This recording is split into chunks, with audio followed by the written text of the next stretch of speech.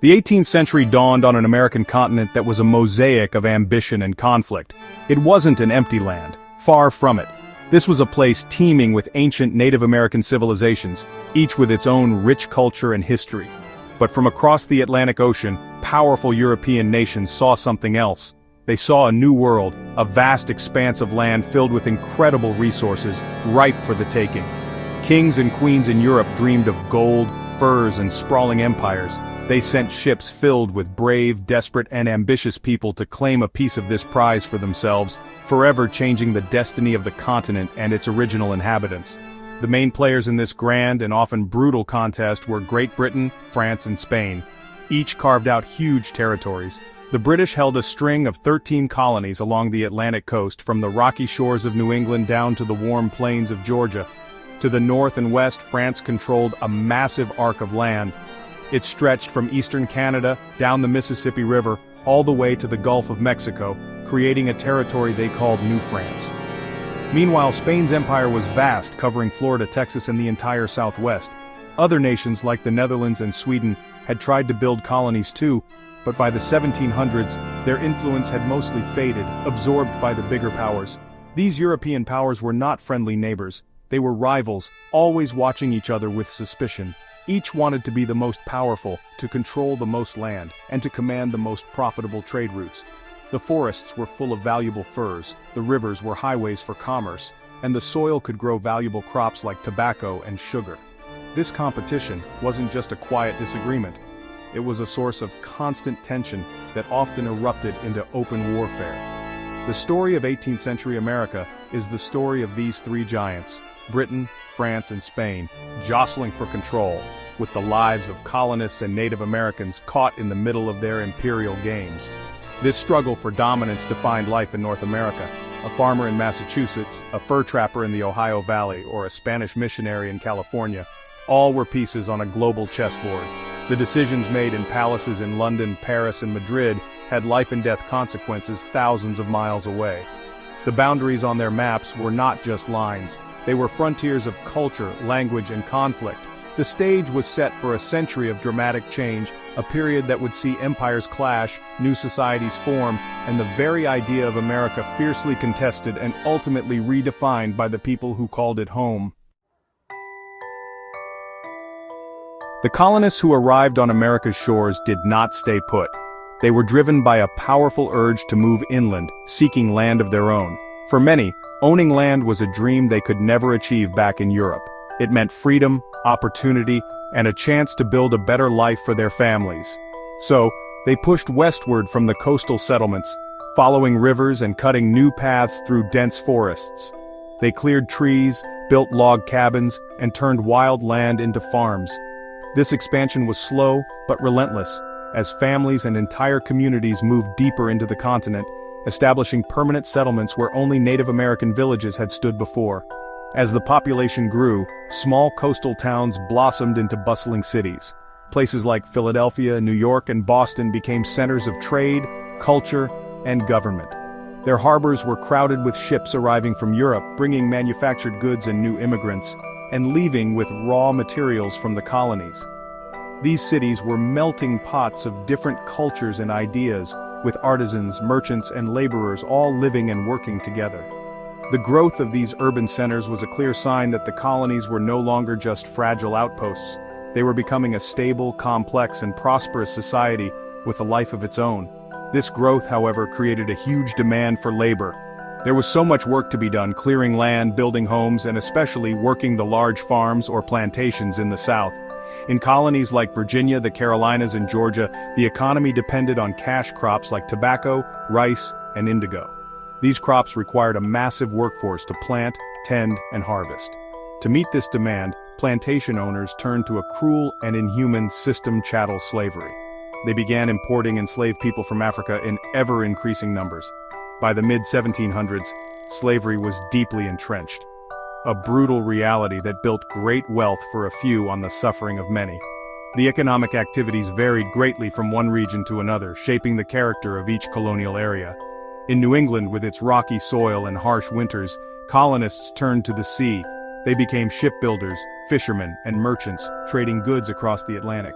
The middle colonies with their fertile land became the breadbasket, growing vast amounts of wheat and grain. In the South, the entire economy was built around the plantation system and the labor of enslaved people. This economic diversity created different ways of life, but all these activities tied the colonies to Great Britain through a system of trade that benefited the mother country most of all. The relationship between the European colonists and the Native Americans was incredibly complex. It was a story of friendship and betrayal, of trade and of war. When Europeans first arrived, they often relied on Native Americans for survival. They learned from them how to grow local crops like corn and squash, and how to navigate the vast wilderness. Trade was also common. Europeans wanted furs, especially beaver pelts, which were very fashionable in Europe. In return, they offered metal tools, guns, and cloth. For a time, some groups formed strong alliances, finding common ground in trade and mutual defense against rival tribes or other European powers. However, the colonists' constant hunger for land created endless conflict.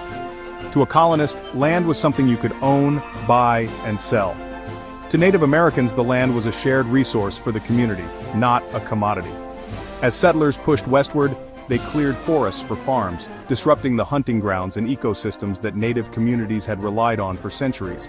This fundamental clash of values led to violence and displacement. Treaties were made and then broken by the colonists, pushing Native American tribes further and further west, away from their ancestral homes in a tragic cycle of loss and resistance. The rivalry between Britain and France pulled Native American nations into their imperial struggles. Many tribes allied with the French, who were often more interested in trade than in large-scale settlement, and were generally seen as the lesser of two evils. Tribes like the Algonquin and the Huron became crucial partners for the French. The powerful Iroquois Confederacy, however, skillfully played the British and French against each other, maintaining their own power and autonomy for as long as they could. These alliances turned North America into a complex battlefield, where European wars were fought with the help of Native American warriors. The most significant of these conflicts was the French and Indian War, which raged from 1754 to 1763. It was part of a larger global war between Britain and France known as the 7 Years' War. The fighting in America was fierce, centered on control of the Ohio River Valley. With the help of their colonial militias and Iroquois allies, the British eventually defeated the French. The Treaty of Paris in 1763 was a turning point. France was forced to give up all of its territory in mainland North America. Great Britain now controlled a massive empire stretching from the Atlantic to the Mississippi River, seemingly securing its dominance over the continent for good. Winning the French and Indian War was a great victory for the British Empire, but it came at a huge cost. The war had been incredibly expensive, and Great Britain was left with a mountain of debt. King George III and the British Parliament looked at the American colonies, which were now safe from French attack, and decided that the colonists should help pay for the war that had been fought, in part, to protect them. To raise this money, Parliament began to pass a series of new taxes on the colonies. Acts like the Sugar Act and the Stamp Act were imposed without any input from the colonists themselves. This new approach from London sparked outrage across the 13 colonies. For generations, colonists had enjoyed a degree of self-government, managing their own local affairs through their own elected assemblies. They believed in their rights as Englishmen, especially the principle of no taxation without representation. They argued that a distant parliament, where they had no elected representatives, had no right to tax them.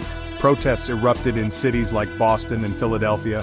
Colonists organized boycotts of British goods and formed groups like the Sons of Liberty to resist the new laws, sometimes violently. The relationship between the mother country and her colonies was starting to break down.